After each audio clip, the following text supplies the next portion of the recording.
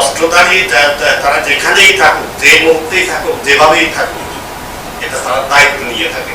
সেই চট্টগ্রাম থেকে আসতেছে নাকি চট্টগ্রামের দিকে যাচ্ছে, এটা কোনো বিষয় না। ইভেন আপনারা দেখুন যে ঘটনাটা ঘটেছে পরশুদিন, এটা তাদের টলারেন্স ছিল বলেই আজকে অন্যরকম ঘটনা ঘটে নাই, অন্যরকম ঘটনা ঘটতে পারে। এই দায়িত্ব কে নিতে হবে? এই দায়িত্ব কি যারা বিভিন্ন জায়গা থেকে অচেনা অজানা ছেলেমেয়েরা এই দায়িত্ব কি তারা নিত? তারা কখনো নিত না।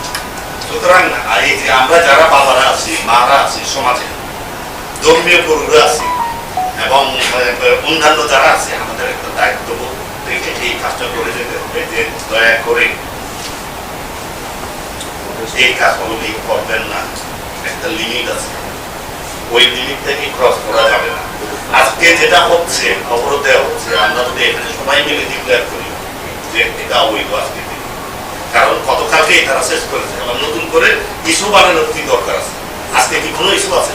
তারা স্পেসিফিক্যালি বলুক যে আজকের ইস্যুটা কি, যে তারা আবারও এটাকে এক্সটেন্ড করবে। মানুষের তো যে জীবনযাত্রার একটা প্রয়োজনে তারা এদিক সেদিক যাবে, তারা আজকে এখানে যেতে পারবে। ইভেন আমাকেই যদি বলি, আমার তো আজকে বলে যাওয়ার কথা ছিল বান্ধবনে, আমি বান্ধবনের প্রোগ্রাম ক্যান্সেল করতে হচ্ছে।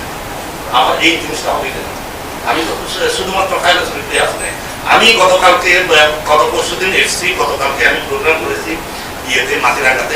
গতকালকে আমার উদ্দেশ্য ছিল আমি এখানে কয়েকটা পূজা মণ্ডপ দেখবো, কই আমি তো দেখার সুযোগ পেলাম না। পূজা মণ্ডপ দেখবো না, এটা হচ্ছে আমাদের সমাজের মধ্যে হারমোনিটা আমরা কিভাবে রাখবো, এটাই হলো আমাদের অন্যতম উদ্দেশ্য। এই যে ইউনুস গভর্নমেন্ট কেন বারবার বলতেছে যে আমাদের এই দেশের সাম্প্রদায়িক চেতনাটা জাগিয়ে, অসাম্প্রদায়িক চেতনাটা জাগিয়ে তুলতে হবে আমাদের প্রত্যেককে। এই অসাম্প্রদায়িক চেতনা নিয়ে এই দেশটাকে অ্যাডভান্স হতে হবে, আমরা কিন্তু বারবার বলতেছি। অ্যাপার্ট ফ্রম দ্যাট, দেখুন আমরা এই ধরনের গতকালকে এবং আজকে যদি এই ধরনের ঘটনা ঘটে থাকে, তাহলে বলবো যে আমরা কি ইলেকশনের, আমরা কিন্তু অলরেডি ইলেকশন মুডে চলে গেছি। আমরা এখন ইলেকশন ছাড়া কোনো কিছু চিন্তা করছি না।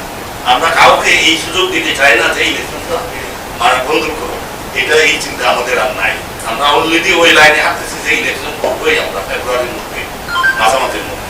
সুতরাং ওটা যদি সে চিন্তা করেই থাকি, আমার এখানে আমার যদি আসতে হয়, বা আজকে কয় তারিখ, আজকে 29 তারিখ, আজকে 28 তারিখ, 2 দিন বাকি এই মাস, আর ওদিকে ফেব্রুয়ারিতে 14 দিন, 74 দিন আছে আমার, ফলনের জোর আছে আমার আরো 74 দিন।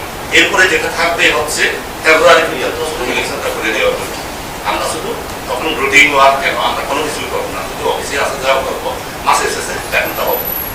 কিন্তু ডিসিশন নেওয়া সমস্ত দায়িত্ব নেবে হচ্ছে ইলেকশন কমিশনটা। নাইদার ইভেন আমরা যারা অ্যাডভাইজার আছে অথবা প্রধানমন্ত্রী উপদেষ্টা কেউ নিতে পারছে না। সুতরাং দেখুন যে আমরা এখন অলরেডি ইলেকশন মোডে আছি, এই ধরনের কোনো ঘটনা করতে আর দেওয়া যাবে না। এবং তারা এক জায়গায় বলছে, আপনি যে এসপি সাহেব যেটা বলতেছেন, পারমিশন ছাড়া ঢাকা শহরে কেউ বাস মিটিং করতে পারে না, এটা কি ফ্রি স্টাইল? ফ্রি স্টাইল কেন দেবে না? ফ্রি স্টাইল দেওয়ার কোনো স্কোপ নাই। সরকারি নিয়ম অনুযায়ী চলবে, এই দেশে সরকারি নিয়মই বলবৎ থাকবে। সুতরাং এখানে কেউ নাই। এখন আপনারা আরেকটা বিষয় নিয়ে এসছেন, অস্ত্র নিয়ে। আমি শুধু রিকোয়েস্ট করবো যে আমাদের মানে সিভিল অথবা মিলিটারি প্রশাসন দয়া করে কোনো স্কোপ দেবেন না। আমরা এটাই হচ্ছে মানে আমাদের বেসিক জিনিস।